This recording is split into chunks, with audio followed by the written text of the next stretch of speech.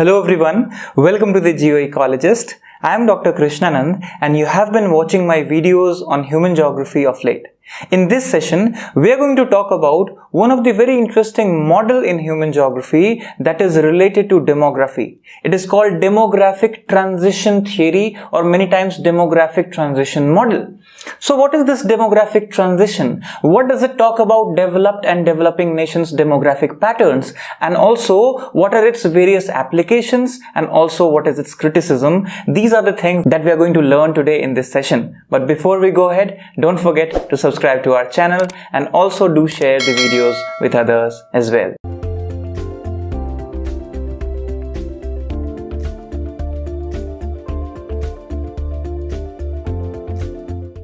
So now let's learn about this demographic transition theory which came in 1945. Now remember 1945, that is end of World War II, and entire world was now being recreated after the wars. It means there was lots of restructuring going on around the world. So that is when this theory came in, citing the transition of demography, that is changes in population patterns, their structure, and also different settlement patterns emerged, like development of suburbia, right? Suburban development became one of the key aspects in modern urban theories after World War II itself. So we see there is a transition in various countries, that is majorly developed and developing countries. That is what is the basic premise of this theory. So now let's understand this demographic transition theory, which is credited to Frank Nottestein. Now Frank Nottestein talked about this particular theory in terms of what? Basically as a generalization. Now when we say generalization, it is basically talking about a general application across the world, right? So it was talking about the changing pattern of mortality, fertility and growth rate. Now remember these three key words here: mortality, fertility and growth rate, as societies move from one demographic regime to another demographic regime. Now this demographic regime is what? The structure of the society in terms of its demography, in terms of its population and its various parameters in a given phase of economic development. Right? So if you observe, mortality and fertility and growth rates have been different in different time periods. In ancient times they were different, in medieval ages they were different, in modern times after the advent of industrialization or industrial revolution they were different, and now they are different. Right? So that is what we say in different regimes, right? So this theory was based on the data from majorly Western countries. And when we say Western countries, what does it mean? Mostly we are talking about data from the Western Europe and Americas, right? So that's important. So which experienced a transition in demography from their different stages, from low birth rate and low mortality to a particular rising population later on. So we observe this particular theory here, that demographic transition theory studies the relationship between economic development and population growth. So primarily we see different phases of population growth in accordance with the development of economies. Right from the pastoral agrarian economy to the modern industrial economy and service economy, there is a transition that we need to learn. So this theory gives us an insight, a generalization about the world patterns of demography that was in transition and can be observed through various graphical representation. So it discusses the change in birth rate and death rate primarily, according to which you can see this mortality, fertility and then growth rate. So if you observe here in this graph, what you observe? This is a time and this is the birth or death rate per 1,000 population. Now this graph is divided in two axes on these two parameters, and we observe three lines of different colors. One, this is orange color is the total population growth, then red color is the death rate and green color is the birth rate. And it has been divided into several phases, like these particular four phases, that is pre-developmental phase, high birth rate and falling death rate phase, then stable death rate, falling birth rate phase, and lastly the developed phase. So from pre-development to development phases, this is what we say as demographic regimes. So now let's understand what Nottestein has to say and also the graphical representation analysis. So in demographic transition theory, if you observe, or demographic transition word or phrase itself was first used in 1929 by Warren Thompson. But later on it was clear-cut theory which was built by Frank Notistin in 1945, referring to this historical process of change of population or demographic characteristics. That's important here. So this process of demographic change began for most part in later 18th century. Now remember, later 18th century, the same time when Malthusian theory came, after that Marxian theory came, and then we see this demographic transition theory talking about this phase of industrial revolution and this population growth and a sudden rise of world population. Right? So from pre-development to developmental phase. So demographic transition should not be regarded as law of population growth is one very important point, that you should not be confused that it's not a law of population growth, rather it is a generalized description of the historical phenomena that happened across the world, right? The evolutionary process that we learn. So in simple terms, it is a theory which attempts to do what? To specify general laws by human population change in terms of its size, structure, and especially emphasis on the developmental parameters like industrialization, rise of health and family planning measures, right? Rise of hospitalization facilities, new developments in science and technology that led to sudden transformation of the world population. These are the things part of demographic transition theory. So it is frequently accepted as useful tool in describing the demographic history of a country, if you want to see that. So where is the important point here? It is important to understand that if you know well the demographic transition theory and you know which phase or which population regime is there in our country at this present state, or for that matter in any given country at that present state, we can understand these characteristics related to economic development and change in population growth. So the theory postulates a particular pattern of demographic change, especially from high fertility and high mortality to low fertility and no mortality. Right? So there is a society which was predominantly agrarian, pastoral in characteristic, now that has dominant urban and industrial as well as literate and modern society. So how this social transformation happened, economic transformation happened, and as alongside it, what happened was the demographic transition happened, right? So this is the main core of this particular theory. Now, according to this theory, if you observe, all countries pass through stages of various demographic transitions, which is accompanied by industrialization and economic development. Now remember, this statement is telling you about the major concept on which this theory has been built, right? So that's important. So Notistin gave 4 stages, as you can observe here, 1, 2, 3 and 4 stages, 4 regimes of population transition. So first one is basically, the first stage is called the pre-developmental stage, the stage of high birth rate and high death rate. Now if you observe here, birth rate and death rate both are high in this situation. So what are the various reasons for this? Remember, here total population is very low, right? So total population is low because both of them are high. So as many birth happen, as many death happen. So population remains stationary or low. But what are the reasons behind it? So if you want to learn reasons, here are the reasons. So look at this particular list. Birth rate is high as a result of what? There are several reasons: lack of family planning measures, high infant mortality rate, need for workers in agriculture, religious beliefs, children considered as economic assets. Death rate is high because of famine, lack of clean water and sanitation, lack of health care.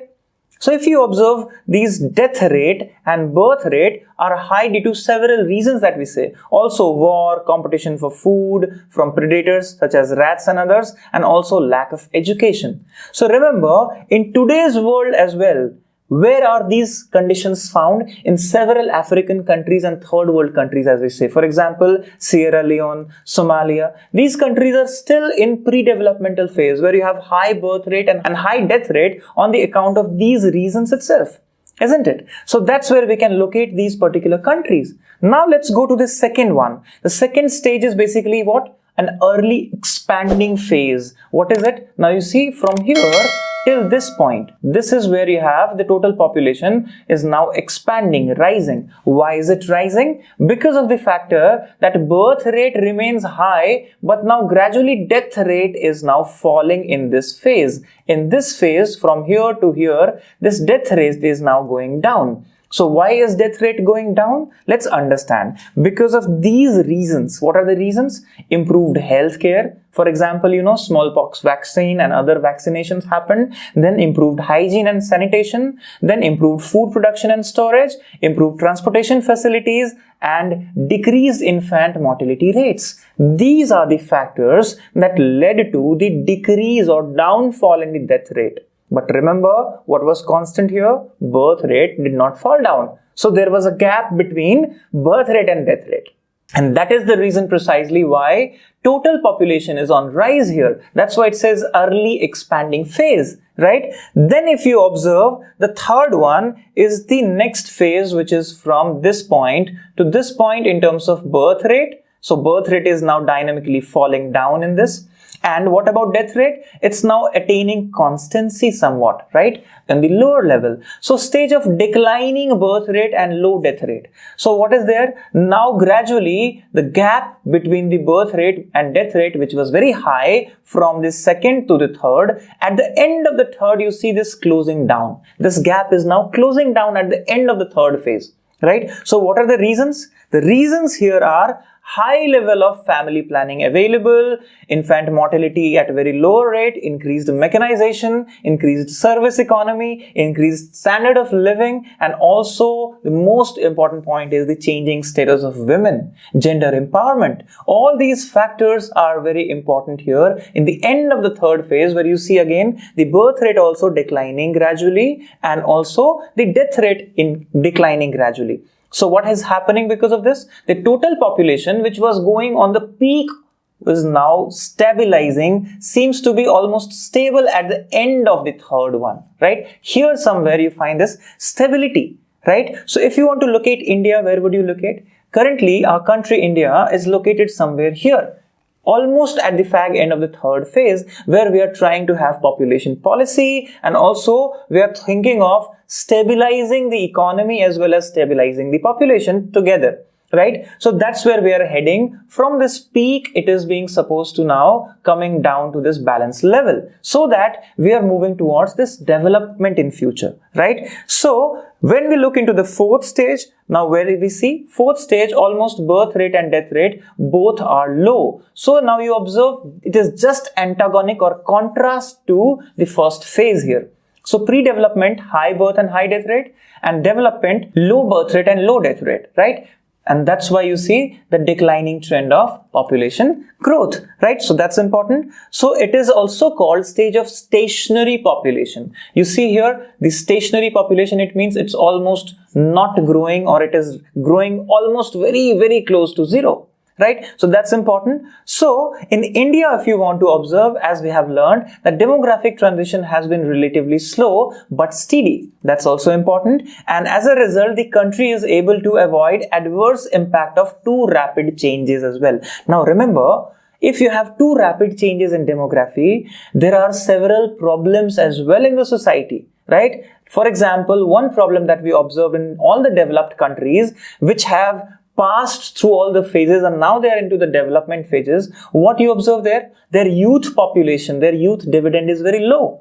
And for India, because we have survived across all the phases and we have done it slowly, so what is happening? Our youth dividend is very high. That's why we say 21st century is the century for India. So because we have youth population, which is the huge number, right? And that's where you see the problems in developed countries, where they have old population, aging population, right? So that is what we understand by this particular adverse effects as well, right? So what you observe in this particular diagram, in 1970s, because of quantitative techniques and quantitative revolution, many scholars like Peter Haggett also thought about making it a particular theory in different phases than the earlier ones. So he further envisaged this in future, like what would happen after the fourth, like for example what would be there in the fifth one. So he thought about it, he did his quantitative data analysis and also some projections. So you see, from high stationary to early expanding to late expanding to low stationary to the declining phase, that is here, which is the future projection here, is important,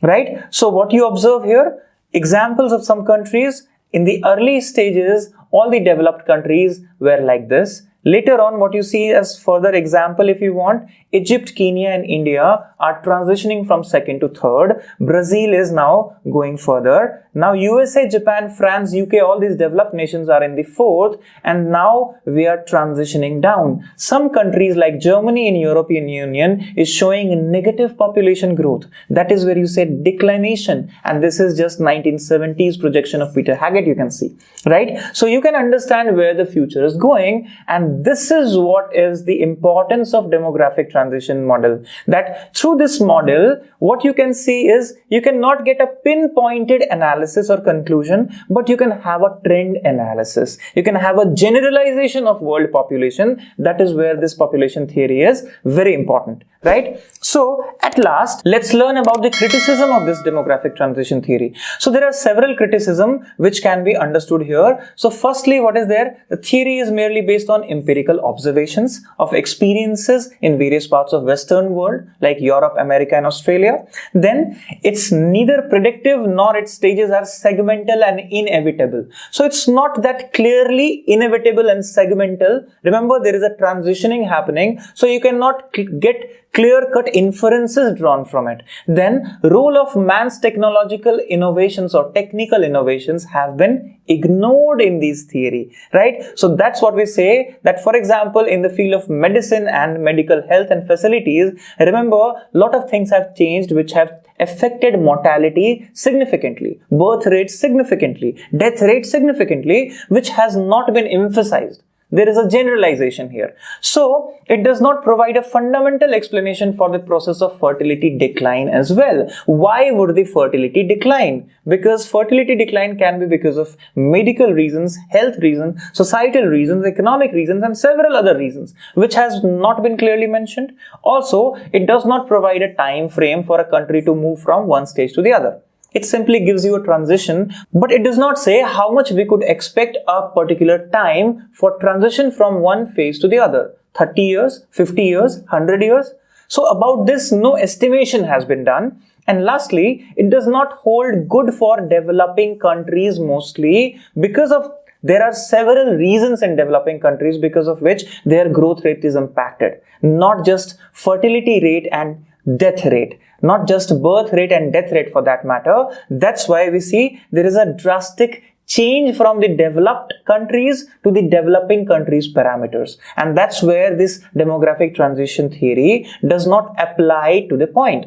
But definitely it's a very useful theory for all demographic studies and population studies because it gives us a general picture of the entire world. So that's why it is also important in our human geography in order to understand the various patterns related to the human settlements according to human transition or population transition, and that's why we should understand it clearly. So now when we have learned about demographic transition theory in details, in the sessions to come, we'll be talking more on different models and theories in human geography like Kristaller's central place theory and others. So stay tuned, stay safe, keep watching, best wishes.